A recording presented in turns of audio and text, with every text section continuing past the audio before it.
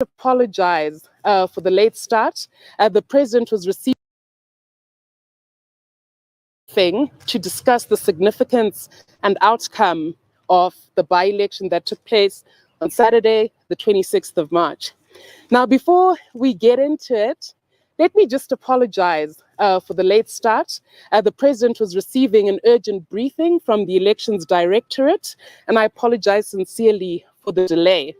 But without further ado, I'm now going to defer proceedings to our change champion in chief and the person who we say is the president in waiting of our great republic, Zimbabwe, President Nelson Chamisa.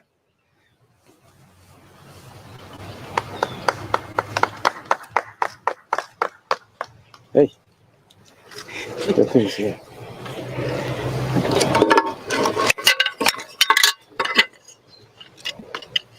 Okay, man.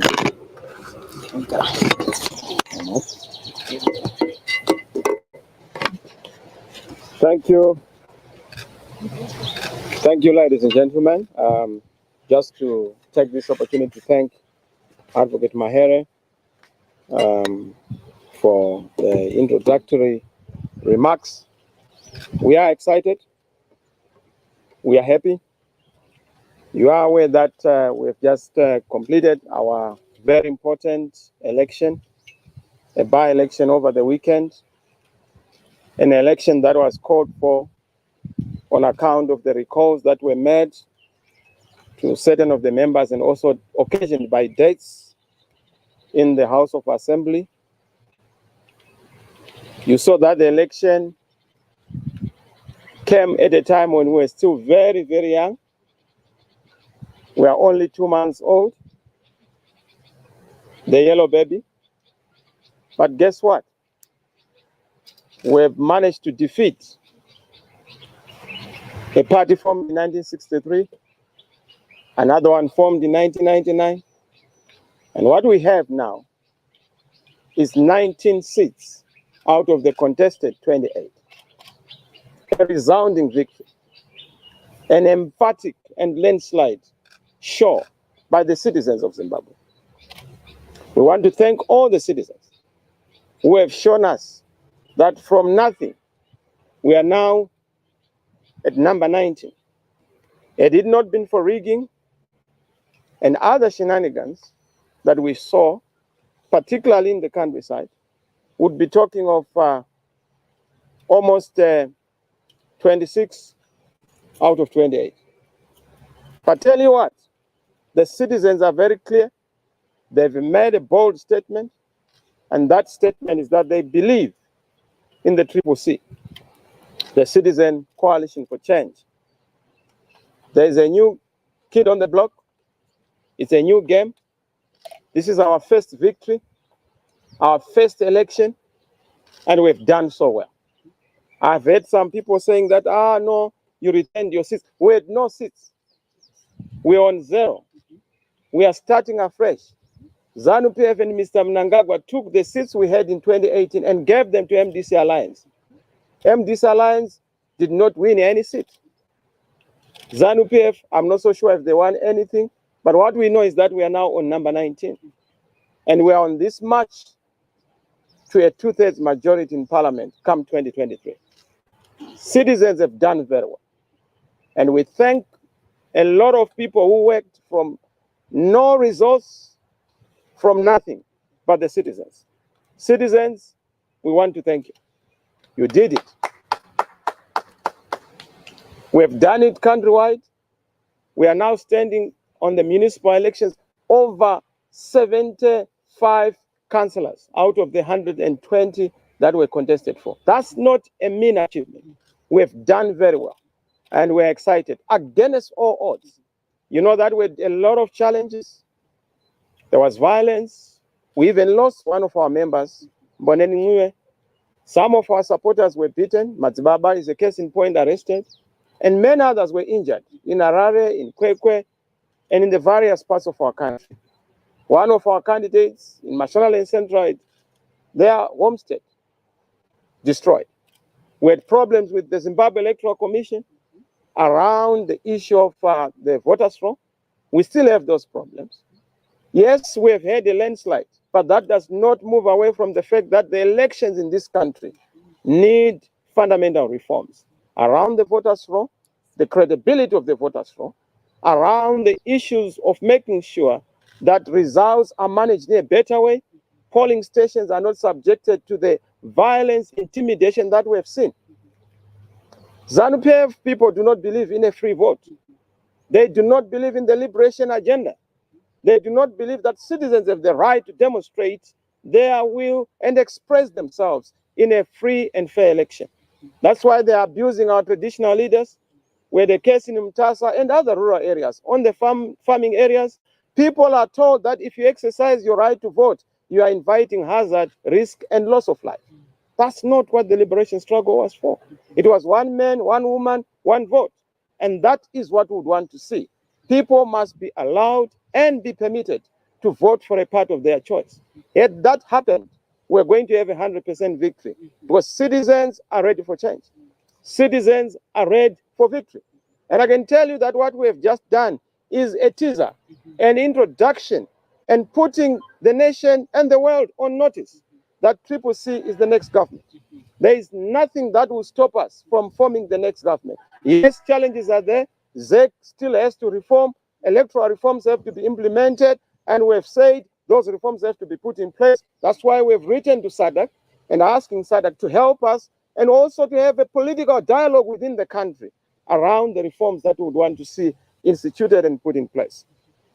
Ladies and gentlemen, members of the press, thank you for covering the elections, and thank you for doing a fantastic job. We really appreciate you. We want to thank you for what you did, and we continue to count on you for covering these elections. Going forward, we are pushing for electoral reforms. The journey has begun. The march to 2023 has begun. We are on number 19. We want to get a majority. We are on 0 in terms of the actual vote on the presidential election. But we know that the presidential candidate, we are going to have a 2.6 million. So we count on that 2.6 million going forward, and want to make sure that we have a 6 million mark vote in the next election. Zimbabweans, you can do it. Register to vote. Those who didn't vote in the by-election, we understand you. You said you wanted a general election that will change your lives and that will change your situation and change the government. This is the opportunity.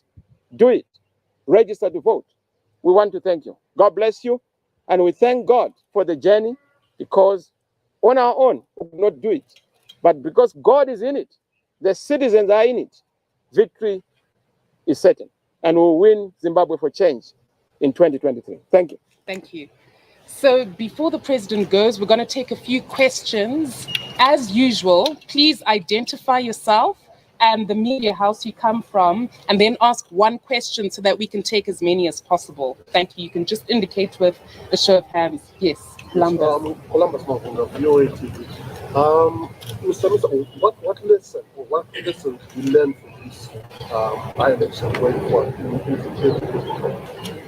Well, ultimately, citizens are the final authority. Citizens are the final court of appeal.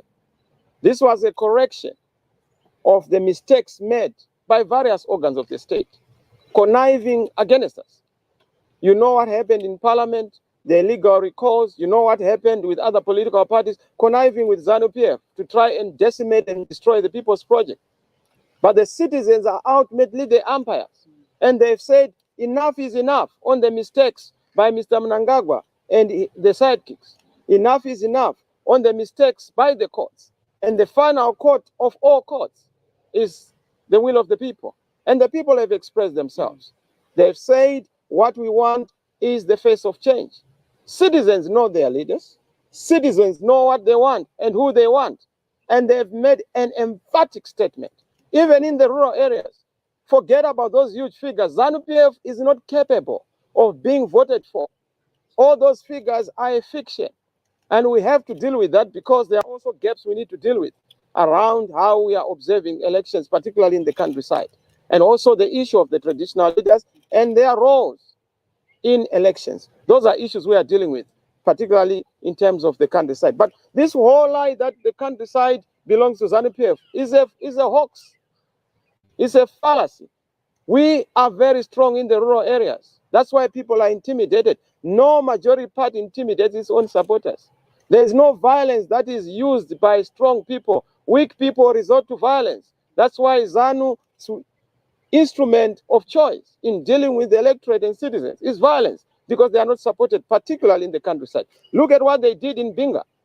Bicycles, balls. Yes, there's nothing wrong in distributing food. But people are not only carrying stomachs during election time. Remember them all the time. Don't go to them during the by-election. Balls are not only necessary during elections. They need water all the time. That's why we are saying enough is enough. And with all that, all the things they did in St. Mary's and all the constituencies, they did not make it. Thank you. Yes, sir? Effort in secure SABC News. I want clarity from you, Mr. Chamisa. When you say that you have issues with ZEC and you have engaged ZEC, what form of engagement are you talking about? Because on Friday, when we asked if there were any queries, any complaints from any political players, both the chief elections officer and Commissioner Mangwana said that they did not receive any form of complaint from any political player except from Linda Masarelo. So when you say you have engaged them, can you just tell us what form of engagement you be talking about? Well, thank you, Effort. In fact, that's part of the evidence of the insincerity of ZEC. You know, we wrote to ZEC several letters around voters' fraud. They also responded to us. But in their response, they were not giving any answer that is solid. They were wish-wash, not committing to anything, and we have problems with that. So the fact that they would want to misrepresent even to you as a journalist is a fundamental issue that marks and demonstrates insincerity on their part. ZEC were supposed to pass various tests, one of which is sincerity. Another one is integrity, the honorable conduct of the Zimbabwe Electoral Commission. We have not seen that. They were supposed to also pass the constitutional test in terms of following the constitution on all the requirements. Look at the complaints we had around the ballot paper itself, how the pictures appeared and how our logo appeared. You can see that there is tomfoolery. You can see that there is deliberate mischief on the part of ZEC. And these are the issues we have put on record. The issue of the voters' fraud, the issue of our campaigns being disrupted by the police, as is required by the law. But there hasn't been any good news from ZEC. People have had their names being moved from one constituency to another. Numerous complaints around people being unilaterally and illegally shifted from one polling station to another. It's a big issue that we are going to even raise. They know our complaints. They know that we continue to raise them. And we will continue to raise those because ZEC is our constitutional body.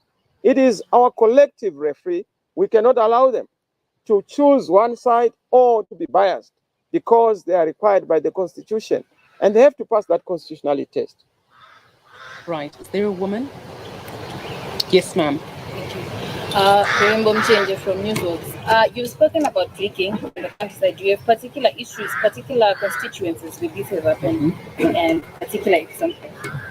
Very particular examples, Rutendo, we have Mutasa, Ruimbo, we have Mutasa constituents. There was a by-election there, a ward. And there's evidence to that effect. Our local member of parliament, Sarwaka, even raised it with the police. It's on record. We even went to the police to report what was happening. The whole village being asked to claim that they cannot write, they cannot read, you know. And the chief was there, the local village head was there, looking at people. People know that when they make their choice, they are going to then lose their peace. So we can't have an election. Each election, people lose their lives, people lose their freedoms, people lose their peace. That's not the essence of elections. Just one case in point. We have cases of Mutasa South, you know, where Regai Tsunga was a candidate. The farming areas there, almost a big problem. Mwenezi is a case in point. Chivi, but we have an answer to that. And we are coming to a situation where if the police are not willing to help, as they are supposed to do, we will have mechanisms to make sure that citizens in the villages are also protected lawfully and peacefully so that they are able to exercise their right to vote. Thank you. Lisa? I just wanted to find out from you. There are seats that have been regarded as safe for the opposition in urban areas. For instance, Epworth and other council seats that were lost by predominantly the opposition in this case. Are you worried about this urban vote that tilted towards ZANU-PF in this by-election? I can't speak on behalf of the other opposition political parties, but we are a new kid on the block. We have lost nothing. If anything, we have gained. From zero, we are now 19 members of parliament who are going to paint the parliament yellow. That's not a small achievement.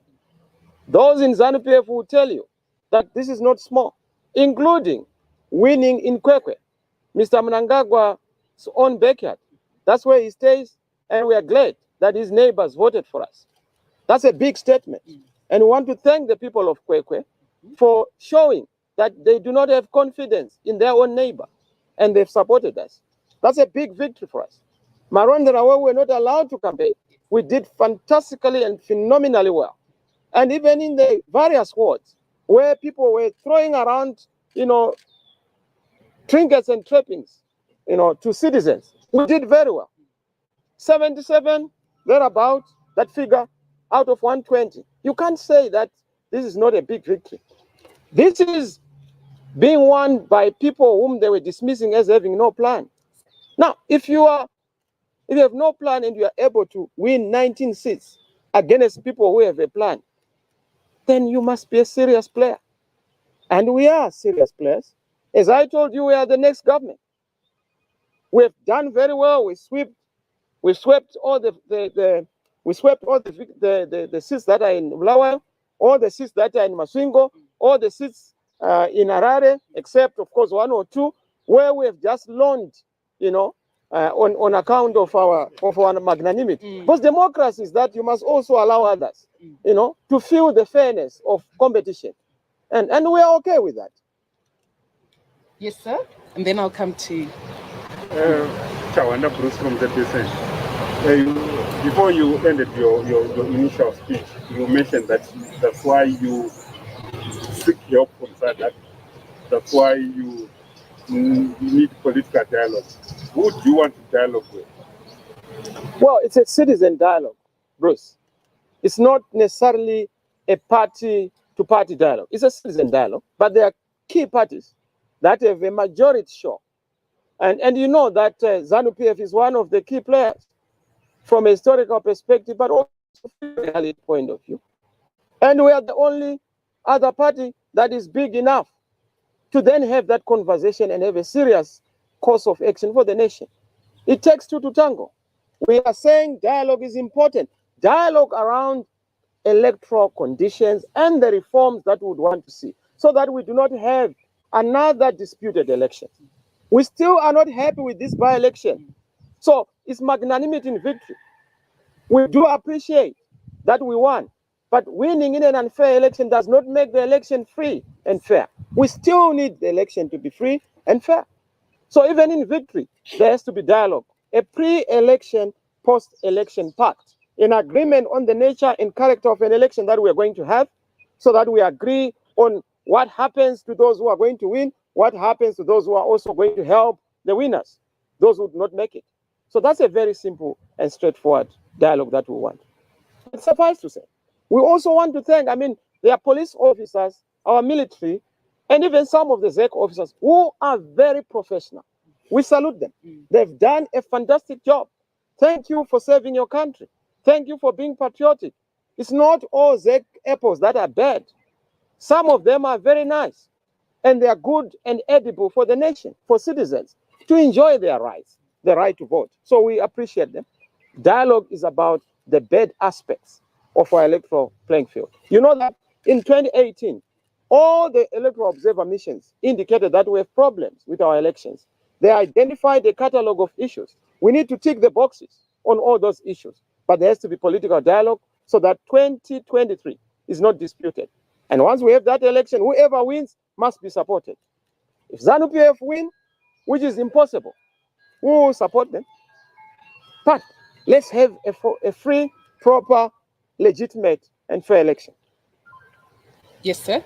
Yes, privilege usually for Deutsche Welle. First is on the voter turnout for the weekend election. Some analysts have said that this was more or less like a teaser for what is to come in 2023. How are you going to ensure that you mobilize people to vote as political actors? Because citizens, like we saw over the weekend, the numbers were a bit low in terms of even if you go to a polling station, one may have 1,000 registered voters, but you have a turnout of 200. And then going forward, CCC was working from January without leadership, elected leaders. When do we hope to see your Congress coming and having leaders coming into place? A party or a movement without leadership does not make the kind of gains we made. We have leadership. And citizens know their leaders. Are you suggesting that I'm not a leader? Privilege. Yes, we have a leadership, and we are very focused on that leadership. But of course, we have internal processes around democracy, making sure that the citizens have a right to choose their own leaders. Because we have said citizens first, citizens at the center. So they will determine at the appropriate time who they want to see in leadership. I'm a caretaker leader, together with the team I lead with. You see them around. What we have not just done is to announce, because we don't need to announce our opponent, our structure, and who we are. Because once bitten, twice shy. We know them. We will not do certain things prematurely. We want to do things in a proper manner. And we're going to do it at the appropriate time. So yes, you will see there is a solid leadership structure, and you will see it. Institutional structures are in place, and you will see. I mean, you would be performing miracles if we didn't have leadership and we do the way we did. It shows you that there's solid and emphatic leadership. And I think that answers your second question. The first one, around the issue of the voter turnout. Look, this is a by-election. A by-election is always generally against those who are in the alternative and for the incumbent because of a number of reasons. People don't feel the incentive to vote in a by-election as opposed to a general election. Wait and see. The general election is going to give you the highest turnout. This one, yes, people did very well, actually. When you look at all the historical by-elections, people don't generally participate in by-elections, but we are so happy that enough was done and a lot of good work was done. So yes, you will see. And we are doing everything to make sure that when the by-election comes, we do very well. In fact, we've been asking all our supporters to tell us, they say, look, general election, yes, because we can change a government, because we can change a leadership, because we can change our lives. By-election, fine. We can change our representative, but not a government. So the impetus and the motivation is not as high as in a general election. So yes, let's wait and see. But I can tell you that we are doing everything within our power to make sure that things are done properly. Okay, I'm going to take one more question. Yes, sir. Yes, Sean Moyo, 263 times. I have two questions, The first one being, there are MPs in Parliament currently who went in under the MDC alliance, but they are loyal to you. For example, we have Honorable Job Scala, Honorable Joanna Mamombe, and such. Do they continue to stay in Parliament and thereby giving access to funding to the MDC alliance, or do they withdraw? What's the issue going forward? And secondly, we've heard talk about inviting the UN to observe the next elections. Is that your actual standpoint, and what's the likelihood of that happening in the country? Thank you very much on the two very important questions. I just want to say, in 2018, the citizens of Zimbabwe gave a mandate to representatives at various levels. At presidential level, they gave us a mandate. That's why the election was disputed in the Constitutional Court. And we still have that dispute because it has not been resolved. When we did not agree with the Constitutional Court in giving Mr. Mnangagwa a mandate, when the citizens gave us a mandate. We also had representatives at parliamentary level and council level. who were chosen for 5 years. We have no right to choose to then say to those people, step down or stand down. They have a mandate that they were given by the citizens, and it's expiring in 2023. If anybody chooses to recall them or do any funny things, it's between those people who are acting in a very criminal way and the citizens. But what we can't do is to go and test people in terms of their loyalty. The citizen movement is for all citizens, including Mr. Mnangagwa. If you were to come and join the citizens, the only thing that will not provide a leadership seat for him. But he is a citizen. He's free and ready. He's welcome. That's why we have said, everyone, including those in government, this is your movement. Liberation fighters and war veterans, this is your movement. It's a movement for all the citizens. So yes, they are in parliament. We are not going to go there and say, you are going to be MDC, you are going. That's not our business. Our business is that we now have 19 members of parliament. Those we can account for. Those who are under the citizen banner, under another different party, is their right as citizens. And we're not going to tamper with that. So we will not delve into those matters. Then, of course, the issue of the United Nations. Yes, we feel that if we don't agree as citizens through a dialogue around the election we are going to be having, there is need for us to go to those international bodies to help us do what is required. You must remember that there's a difference between observation and monitoring. So we are exploring those different options in the context of inviting the UN. You know, it's not a ZANU-PF affair, it's a national affair. ZANU-PF represents just a portion of the population. We represent the greater part. And therefore, we need this conversation around the reforms that we need to see in the country if we are to have a legitimate government in 2023. Right. So all that remains, ladies and gentlemen, is for me to thank you very, very much on behalf of the CCC for making time to come today. We obviously thank the citizens who continue to have faith in us and believe in us and support our cause. Thank you very much, and we'll see you next time. Thank you, colleagues. God bless you, and thank you. Thank you for coming to us at a short space, within a short space of time. I mean, we just gave this announcement.